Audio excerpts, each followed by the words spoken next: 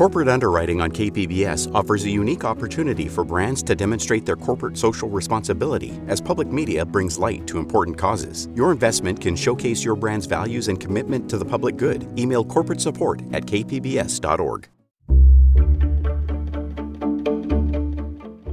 Good morning, I'm Lawrence K. Jackson. It's Thursday, April 30th. A local city is suing California over its sanctuary state law. More on that next, but first, the headlines.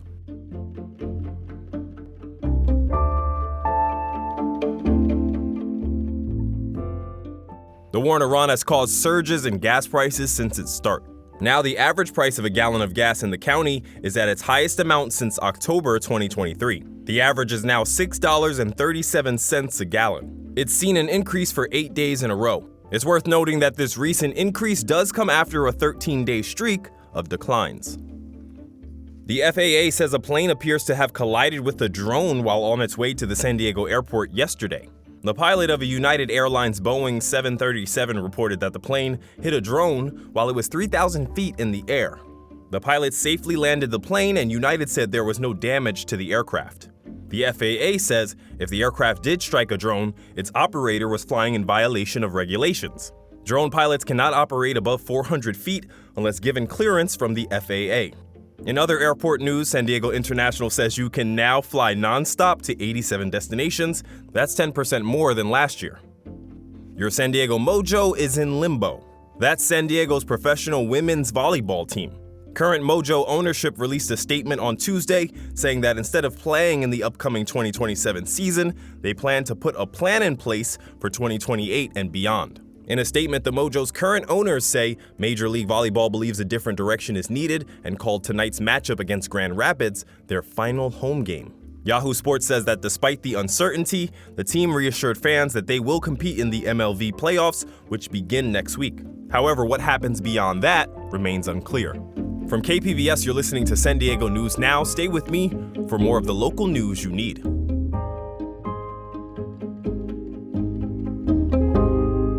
KPBS On Demand is supported by Rug Expo. For over 30 years, Rug Expo has served San Diego. Family-owned and locally operated, offering a large selection of rugs sourced from around the world, providing cleaning, repair, and appraisal services to care for your investment. Learn more at rugexposd.org.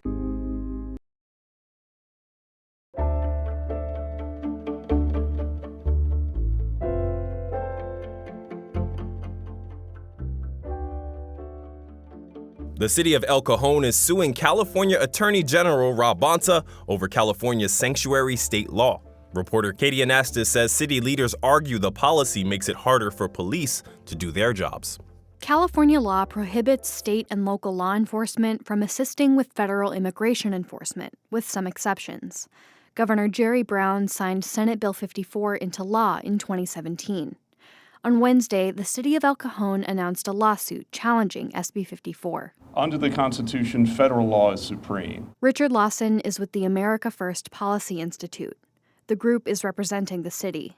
He says California's policies violate a section of federal law that makes it an offense for any person who encourages or induces someone to live in the U.S. without legal status. How people without documentation get disability benefits. How people without documentation get advance warning of an ICE notice. And yes, how people without documentation are never to be asked by law enforcement as to whether or not they're lawfully to be here. If you look at all of that, it is designed to induce and encourage illegal aliens to reside here. In a statement, California Attorney General Rob Bonta said in part, quote, SB 54 is a pro-public safety law that encourages witnesses and victims of crime to come forward and work with law enforcement.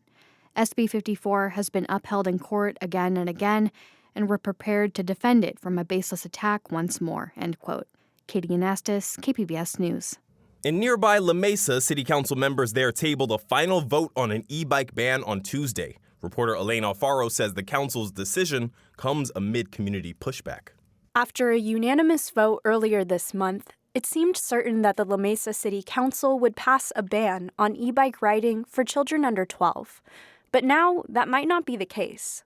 Here's Councilmember Laura Lothian at Tuesday's regular city council meeting. Sometimes you put something out there without thinking it through, and it turns out that maybe it's not a great idea. The ordinance would prohibit kids under 12 from operating standard e-bikes that can reach up to 20 miles per hour. Cassie Knight is a parent and often rides to La Mesa's downtown with her 10-year-old daughter. If we're doing this, can we at least make amendments like parental supervision is required or maybe a safety course is required? But Councilmember Genevieve Suzuki wasn't persuaded to change her vote in favor of the ordinance. It's very personal to me because I have a 10-year-old and I have a 17-year-old. And I don't want either of them to get hurt. The mayor and another council member were absent from Tuesday's meeting, so the final vote will take place on May 12th. Elaine Alfaro, KPBS News. The county's farmlands are dwindling. A California nonprofit program is trying to preserve them by connecting landowners with farmers. North County reporter Alexander Wen says the program helps landowners earn extra cash while beginning and small-scale farmers get a place to grow. It's kind of a matching service, almost like a dating service. Andy Williamson spent about 3 years farming at a community garden in the Tijuana River Valley before looking to expand. That's when he signed up with California FarmLink, which matched him with this property in Ramona. It's owned by Katie Schultz, her husband, and a few friends. We wanted a farmer who did regenerative farming. We had been learning a lot about how great that is for the environment, and so we wanted to find farmers who were knowledgeable in that. The Schultzes are no strangers to having tenant farmers. They had some when they owned a farm in Wisconsin, but didn't know where to start here in California. They also wanted to find the right tenant. That's when California FarmLink came in. They helped her craft the ad that led her to Williamson. The two matched because Williamson was also concerned about the environmental impact of farming. Water pollution, air pollution, that kind of thing. Matching farmers and landowners is just one of the services provided by California FarmLink, a nonprofit founded in 1999. Katia Pilar Carranza is a senior program associate at FarmLink. We help farmers, ranchers, and fishers with getting access to knowledge, capital, as well as land. Knowledge means training. For many landowners and tenant farmers, this might be their first time dealing with land contracts, and FarmLink helps with that. So in this work, we serve as multi-partial advocates representing both parties, and we support with everything from negotiation to finalizing the leases or agreements, and it's all pro bono. And that was very helpful as well. That was quite a scary component of the process. I had never signed a contract for land previously, so it was great to have the support of an organization that knew exactly what needed to be in the contract. That was critical to the process. Pilar Carranza says the goal is to create equitable land agreements that support long-term land tenure. Right now, we have some of the highest land prices here and in the country. She says San Diego is losing around 2 farms a week to development and other factors. San Diego County's latest crop report says in 2024, there were just over 207,000 acres of commercial farmland in the region, down nearly 23% in a decade. The land next door came for sale and they wanted to develop it and build 5 houses right next to us. Enjoy them. That's part of the reason why Shandy Miller and her business partner bought this 25-acre property next to her avocado farm in Hidden Valley. So the land kind of goes down over here into a creek. She didn't want Hidden Valley to lose its character. It's a quiet rural community where property lines aren't marked by fences, allowing wildlife to roam freely. It's beneficial. The coyotes take care of the gophers and squirrels that could come after our trees, so it's a win-win. Miller and her business partner didn't really have a concrete plan for the property until she found FarmLink and her first tenant through the program. It's a small family who just didn't have enough space in their yard to grow all the vegetables that they wanted. May eventually expand it, but for now it's a great start. They can start growing all the things that they need. Being new to the program, she says they are both learning how it works and what the challenges are. But she likes that it gives aspiring farmers access to land and lets them try their hand at growing food. When the heat wave came through, back in Ramona, after 3 years of farming here, we've got fennel growing over there. Here we've got a couple of beds of strawberries. Williamson has renewed his lease and is thinking of adding an orange orchard. Various types of salad mix. Alexander Wen, KPBS News. A new documentary looks at the personal toll gang laws have taken on San Diegans. Reporter Katie Heisen says it's been 7 years in the making. California Story is a new documentary exploring California gang laws and the harm they've caused. My perception of police officers initially was that they protect the people. But once you get to an age of understanding, you see how their narrative here is to put you in jail.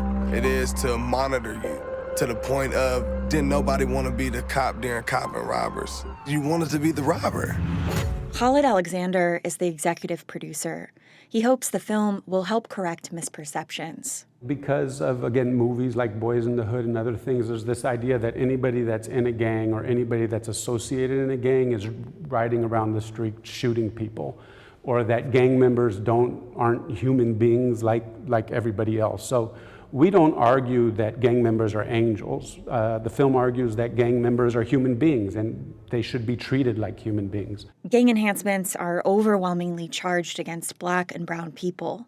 They can extend a sentence by years.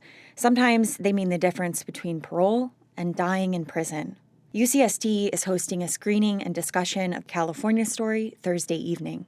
Katie Hyson, KPBS News. UCSD is hosting a screening and discussion of California Story at 5 p.m. today.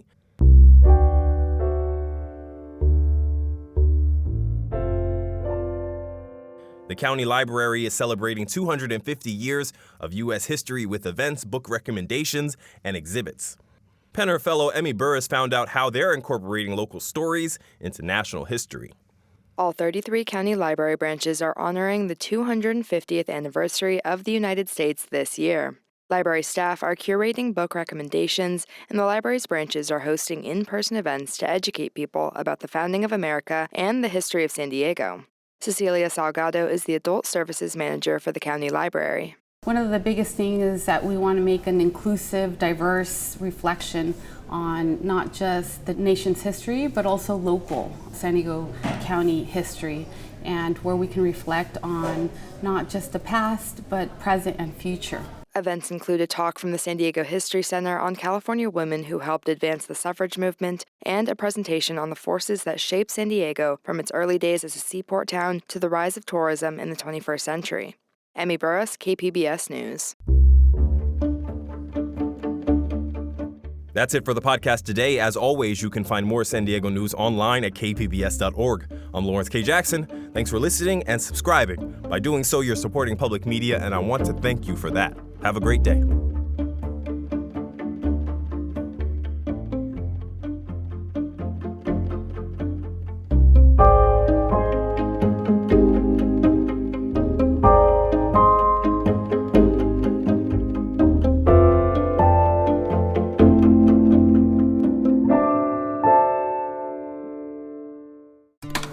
Satisfy your celluloid addiction with the Cinema Junkie podcast, where you can mainline film with the people who make them, as well as those who love them, program them, and celebrate them for their cultural impact.